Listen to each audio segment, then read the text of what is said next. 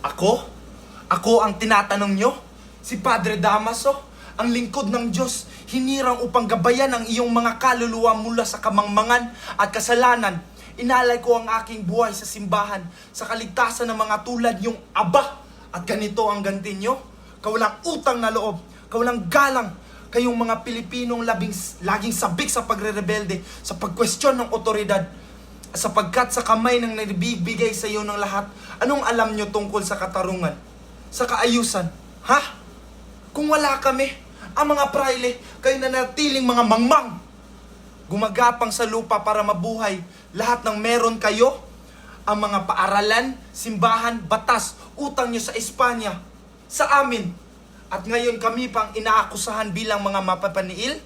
Mapaniil daw? Mga walang utang na loob. Tingnan nyo kung ano mangyari kapag binigyan kayo ng kalayaan. Mag-isip rebelyon, kaguluhan, kapalastungan, tulad ni Ibarra. Suwail na yun. Nakakalakas na loob, kalabanin ako, questionin ako. Akala na dahil may pinag-aralan, mayaman, maginoo, at siya na ikatataas.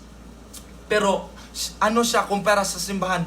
Walang halaga, isang ehere na nagbuo pa lamang. Ang tao ay kailangan gabayan, disiplinahin, panatilihin sa kanilang lugar. Kung wala ang kamay ng simbahan, kayo tuluyan babagsak sa kapamahakan.